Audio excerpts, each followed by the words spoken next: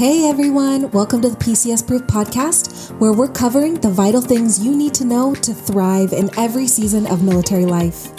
I'm your host and milspouse fitness expert, Grace Barnick-Damaso, and I encourage you to join me each week as we dive deep into topics like fitness, wellness, and entrepreneurship as a military spouse so that you can maintain your own sense of identity and purpose, conquering every transition with strength and resilience.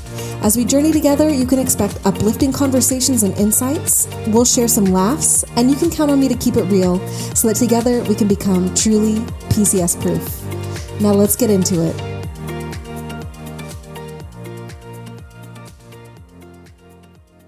Welcome back to the PCS-Proof Podcast. I'm your host, Grace Barnick-Damaso, and I have a question for you.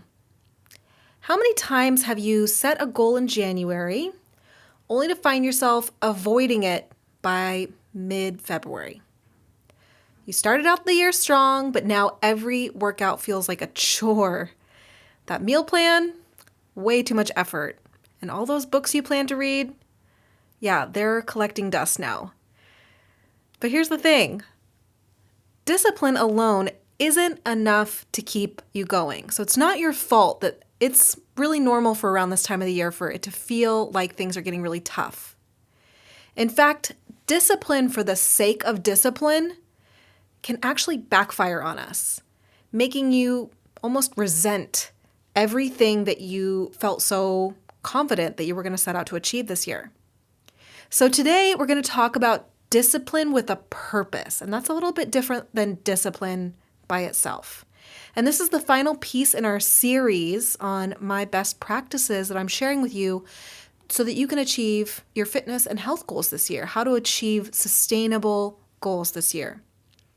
And this is a mindset shift that will help you break free from the cycle of motivation highs and burnout lows so that you can stay committed to your health and fitness all year long. But first, I have another question to ask you. Have you registered for my masterclass next week? And if not, why not? If you've ever wondered why the majority of fat loss programs have not been found to be successful long-term, and you want to learn a more real scientific way or learn about real scientific data for what has been proven to actually work, or you just feel really overwhelmed with all of the information out there on metabolism, on GLP-1s, and you just want to get a really clear science-based system so that you can transform your body into a lean muscle building, fat burning machine, and so that you can easily dismiss all the misinformation out there, you really don't want to miss out on this class. I've offered this class a few times in the past, and every time people comment on how helpful and how valuable it is. And I've actually updated and added a lot of new data to the class for this year. So I'm so confident that you will walk away feeling empowered to really rock your resolutions this year. It's completely free. And I'm not going to be sharing the class replay with anyone but those who are pre-registered. So if you're not already registered, what are you waiting for? Worst case scenario is that you spend an hour with me and you get all of your questions answered by an expert and you walk away feeling super confident because you got confirmation that you're doing everything right. Best case scenario is that you spend an hour with me and you learn that it is completely not your fault that you're not seeing results because you've been sold outdated methods, and you walk away with a clear, proven formula that you can start to use immediately to transform your body and your life this year. Either way, you really can't lose. So if that sounds like something that you're interested in, head over to my webpage, fitpathcoaching.com, to save your seat right now. The class is offered only twice, once on Tuesday, February 25th, and again on February 26th. I'll have the replay available again for a short time after, but you have to be registered. So if you aren't able to attend live, there's no reason that you still have to miss it. I'll also have a link in my Instagram, or I do already have a link, so you can head over to my Instagram profile at GraceBFitness, and I'll also include it in the description for this episode. I'm so excited to have you join me live and be able to support you and answer all of your specific questions, so make sure to register and save your seat right now. So today we're capping off this series where I'm sharing my best practices for sustainable health and fitness success in 2025 with a concept that has changed the way I approach discipline in fitness and in life. Because let's face it, discipline can kind of get a bad rap. It's often framed as this rigid, grind it out, push through the pain mentality. And in fact, whenever I think of discipline, my mind can't help but to kind of go to like this military, Navy SEAL, that kind of thing. Maybe even like David Goggins always comes to mind when I think of discipline. It's these visions of pushing our minds and our bodies past these limits of what we think are possible, like gritting it out. And sure, grit does matter, especially for life and death scenarios. But if discipline doesn't have a purpose behind it, then it's just another rule that we feel obligated to follow, and eventually we will rebel. So let's talk about how we can redefine discipline in a way that actually serves us, that will help you to hit your goals, and most importantly, keep you from burning out. I think that is the most important thing. Do this in a way that is going to keep you motivated to keep going and not burn out. So what is discipline with a purpose? When we think about discipline, we often picture someone forcing themselves to do something they don't want to do. Getting up at 4 a.m. to run in freezing weather, or eating bland salads when they're craving a burger, or saying no to fun things in the name of staying on track. But discipline without a purpose below it, a purpose behind it, can really create the cycle of frustration, avoidance, and burnout. And eventually it's often associated with shame when we beat ourselves up for not being able to stay, quote unquote, disciplined enough. Studies have shown that when we rely on sheer willpower alone, we actually deplete our mental energy, and that makes us more likely to quit over time.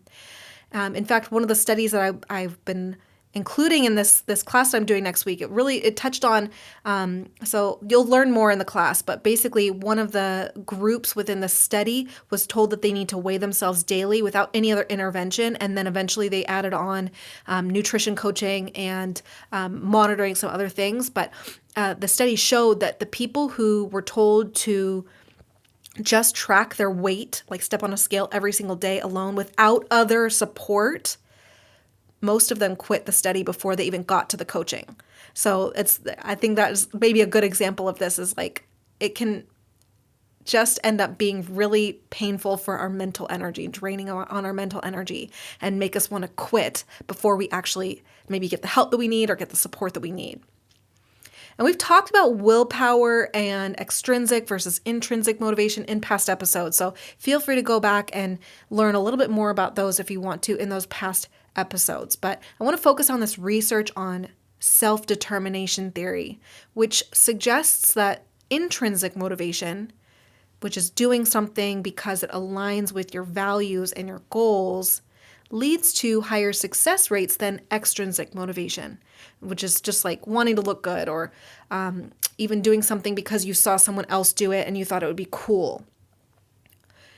That's where discipline with a purpose comes in. So instead of just forcing yourself through the motions, you stay committed because you're deeply connected to the why, the purpose behind your actions. It's not just about working out. It's about having the energy to chase your kids at the park, or staying strong because you're single parenting most of the time while your spouse is away, and you need to know that you can rely on your own strength to take care of yourself and take care of the home while you're in that space.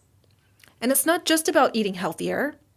It's about feeling strong and capable in your body, or finally breaking the family history of diabetes or high blood pressure or whatever it is, and teaching your kids healthy eating habits. There's a greater purpose below the behavior. And when you have a purpose behind the discipline, you're not just going to be white knuckling it through on your way to your goals. You're actually making intentional choices that align with what actually matters to you. And that just feels better just hearing me say that, doesn't it? This is the difference between the discipline we see of the Navy SEALs fighting the pounding waves on the beach and they can't quit versus the Rocky movie scene with Rocky Balboa running up the stairs and pounding the air with his fists after a montage of his intense training cycle for the upcoming fight. Both of those are examples of discipline, but the feeling is very different, right? And I know that you'll understand that I'm absolutely not saying anything negative about the SEALs or any branch of the military or any of their training methods. They are training to survive life and death scenarios and the stress that they must put their minds and their bodies under to prepare for those situations has to match that. It is extremely unique, and it is really not ideal for us to try and emulate that. In fact, David Goggins, a Navy SEAL and arguably the poster child for discipline, will be the first person to tell you to not do any of the things that he does. He tells you, like, do not do what I do. Because for him, his discipline is a survival method. He says it's what keeps him alive because of the things he's experienced in his life. But that doesn't stop a lot of people from falling into this trap of thinking that they have to go to the same extremes and practice that same level of intense discipline that he does in order for them to, I don't know, feel like they have fulfilled purpose or whatever it is. So he's the first person, the most disciplined, quote unquote, disciplined person in the world is telling you, don't do this. I do this for my own survival. You do not need to emulate it. Find whatever is best for you and practice discipline in your way. So now let's talk about the science behind effective discipline. What's the science side of this? Studies in behavioral psychology show that discipline alone can actually increase stress, particularly in hormones like cortisol, and especially when it's rigid and punitive. So especially if there's punishment involved, this actually leads to increased stress hormones, which we know are not going to be helpful for our goals. This leads to higher dropout rates as well from fitness programs and increased likelihood of binge eating or skipping workouts out of resentment or resentment to fitness altogether. And this makes me think of this example, and I have shared this with you in past episodes, but this example of this old coach that I used to work with he would have you write out a blank check to a charity that you hate in order to get you to adhere to your program. So the insinuation was that if you quit or you don't reach your goals in the program, that he would send that check off to that charity that you don't want them to have your money for. So that's just one example that I can think of, and it's a great way to get people to not really want to do fitness for the long term. Maybe the short term, but not long-term success. On the flip side, if we tie discipline to a meaningful goal, our brain's reward system kicks in. So rather than the stress system, our reward system kicks in. And research on habit formation has shown that when we associate an action with a deeper purpose, our brain releases dopamine, which reinforces the behavior in a positive way. We are going to be way more likely to want to get that dopamine hit again by doing that behavior. This is why people who focus on long-term health benefits rather than short-term aesthetics are much more likely to stick with their health and their fitness routines. So the bottom line is that discipline should feel like a bridge, not a burden. It should feel like we are Rocky Balboa running up those steps, punching the air, elated because we just worked so hard and we're fulfilling our purpose. Right? That's the difference. So how do we make discipline work for you? How do we create discipline with purpose? How do we turn this into something that actually helps you stay on track? So here are two simple but should be very powerful strategies that you can employ. Strategy number one is to leverage the power of systems Systems over willpower. So systems, easy acronym to remember. A system is something that saves you stress, time, energy, and money. System, S-Y-S-T-E-M. System. Save you stress, time, energy, money. That's an easy way to remember it. So focus on systems over willpower. Remember that willpower is just like a battery. And I talked about this in detail in episode 32 during my conversation with Chris Borda. So feel free to go back and listen to that. But your willpower, your willpower resets every day, and you will drain your willpower throughout the day because of two main things: stress and choices or decisions that you have to make. The more stressed you are and the more choices you have to make in a day, you'll be constantly putting yourself in burnout mode because you're draining your battery before the day's done. Instead, if you set up systems to make those healthy choices easier or eliminate choice altogether, you'll be protecting your willpower battery and preventing burnout. So ways to do this are to design your environment to remove choice or to make choices easier. Design your environment for success. We can do that if a meal plan or meal prep is feeling overwhelming. Maybe we need to systemize it a little bit more. Keep it easy. Maybe focus on simple breakfasts that you can repeat or have slight variations to keep it interesting, but really keep the same basic framework to make it easy from week to week. So you're not having to write a brand new plan week after week. In fact, this is something I'm working with on my private coaching side. This is going to be one of our calls where I'm going to share my exact system for how I meal prep and plan so that they can figure out how it was best going to work for them. But that's exactly what I'm going to be going over next week in our call together. One other thing that you can do if you're someone who really likes to snack, especially at work or if you get bored, is to systemize it and make sure you have protein-packed snacks on hand in your desk or at in the fridge at work so that it's really easy. You have less choice. You know you already have something set out, ready to go. If getting to the gym is a struggle, lay out your clothes the night before. I know that's a simple one you've probably heard before, but it does really work. Or schedule your workouts with a friend or a coach for accountability because, again, we are so much more likely to show up when we know someone is expecting us. Another way to do this is to automate your habits. That's a great way to do it. Instead of having any choice at all, we're going to automate it. So think of things like brushing your teeth. You don't have to rely on motivation to brush your teeth, right? You just do it. So we can start by setting reminders or scheduling it in our actual calendar, setting clear boundaries in our schedule, and then be proactive in letting your boss, your coworker, your family, your kids know that that time is set out for you to dedicate to whatever healthy behavior is important to you. So it's really about setting yourself up for success. We got to make sure that we have this automated. It's already on my calendar every single week on repeat, and everyone in my life knows that that is really important to me, and I'm going to protect that time. And I love to link behaviors together. So another way to help automate things is to pair something that you want to do with something that you need to do. So you could link your workouts with an existing habit like stretching or doing yoga while you're watching TV. I love to foam roll while I'm watching TV.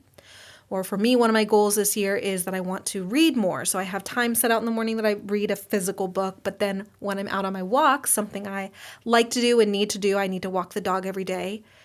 I also listen to a book on tape. So that's something I want to incorporate more, and I'm going to tie it to something I already did, which is taking the dog out for walks. Or watch a movie while you're meal prepping. This is one of my new things that I've really loved doing this year, which is I'll wait until Sunday when I'm meal prepping and I haven't watched a movie that I've really been wanting to watch. So I put that movie on in the background, and while I'm cooking, I'm watching the movie. So I'm doing something I really enjoy and I'm meal prepping. 2 goals accomplished, and it just makes the whole process much more enjoyable. And this will help to create routines that make health and fitness feel second nature. It doesn't feel like you're having to run through walls to get these things done. They feel much more positive. I'm smiling as I'm even talking about this because I'm talking about things that are important to me and my goals, but that makes me happy because I know that they align with my goals and what is really important to me and meaningful to me, and it makes me smile.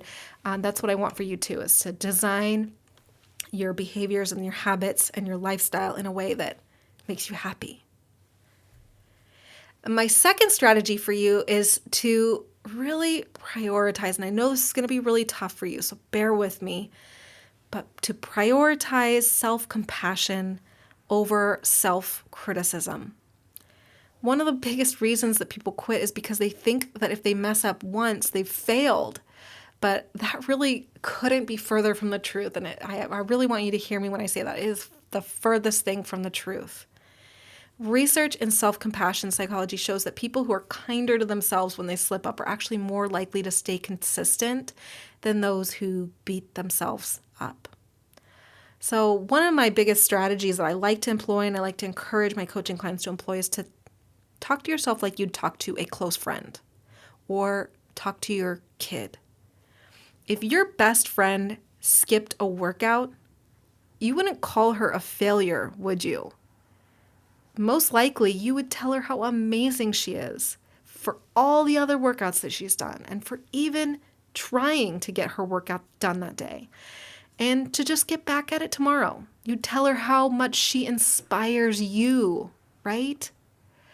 So give yourself the same grace.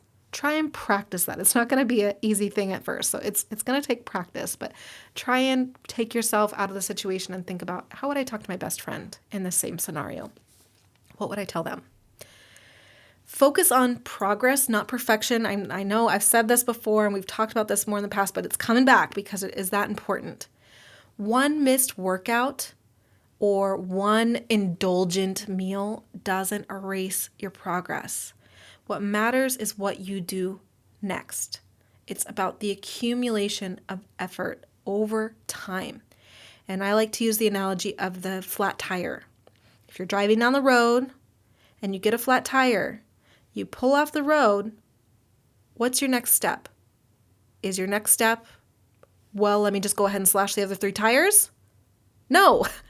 You're going to repair the one flat tire. You're going to put on the spare. You're going to call AAA and have them come and fix the flat. And you're going to get right back on the road and keep going to your destination. And that's what I want you to think about. When we are thinking, I fucked up. I got to fail now, or I have to start over from scratch from the beginning. That's not reality. Don't slash your other 3 tires. Fix the flat. Keep it moving. So why, at the end of the day, is this important? Why am I talking to you about this? At the end of the day, motivation will fade. I've talked about this so many times in the past. Motivation is so fickle. It is so reliable. We cannot build the base of our goal achievement on motivation. Life will throw curveballs. But if you are deeply connected to why you are staying disciplined, you'll keep showing up, even when it's hard. So I want you to ask yourself, why do I want to be stronger, healthier, more energized? What's the deeper reason? Not just the surface is fine, but what's the deeper reason behind my fitness goals? How will achieving this impact my life? My family, my future, my kids' future? And who is the person that I want to become through the behaviors I'm committing to now? What's the purpose behind my discipline? Who's the person that I want to come out on the other side of that discipline? Because when your discipline is rooted in that deeper purpose, that deeper why, it stops feeling like a punishment and starts to feel like an act of self-respect. And I'm going to say that again.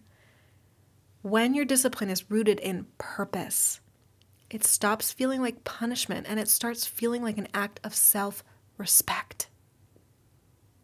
And I love this quote. This is from one of my favorite authors, Hal Elrod. The quote is, "Who you're becoming is far more important than what you're doing. And yet, it's what you're doing that is determining who you're becoming." And I love that quote because it kind of pulls us in and out of this very granular and then this macro level because we want to look at both. We want to look at what are the behaviors I'm doing every day? What am I being disciplined in every single day? And then we also want to pull back and look at, why am I doing this? What's the purpose behind this? It's because I have this greater goal, this greater purpose of who I want to become at the end of this. And then we take that bigger purpose and we funnel it right back down into, why am I staying disciplined, right? So when the little things that we're doing day in and day out start to feel like work, start to feel like a chore, we can pull ourselves out, and then we can fuel that determination to keep going on the granular, right? Can you kind of see how that works? So I love that quote. Who you're becoming is far more important than what you're doing. And yet it's what you're doing that is determining who you're becoming. So here's my challenge to you before this episode ends. I want you to take 2 minutes to write down your why. Not just, I want to get fit or I want to lose weight. Those are fine goals, but we want to get deeper. What's the real reason that keeps you showing up? And then I want you to take that and I want you to put it somewhere visible, really visible, on your mirror, on your fridge, on your computer monitor at your desk at work, on your phone home screen, so that when motivation fades, and it will, your purpose is still there to guide you. Okay? So if this episode resonated with you, I want you to take it and share it with someone who is important to you in your life. Share it with a fellow military spouse or service member or coworker who needs to hear this today. And if you want more guidance on the fitness part, how to make fitness work for your life, how to take those decisions out and take a lot of the choice and the draining of your willpower on what workouts to do and how to do them, then check out my PCS-Proof fitness program. It is designed specifically for that, to make it easy and make it just seamless to fit into your life. This is a program that is designed to work for us in military life. So please check that out. Feel free to head over to my website and get some more information on that. Next week, I will be off, but remember, you can join me for my live masterclass next Tuesday or next Wednesday, and I'll be back the following week with a really special guest episode that you won't want to miss.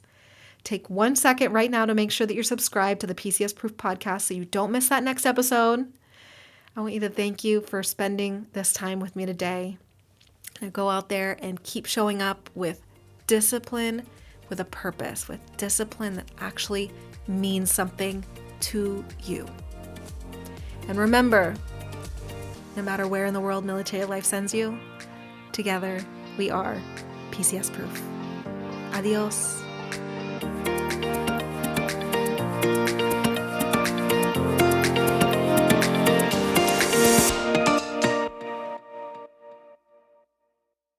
And here is the legal language.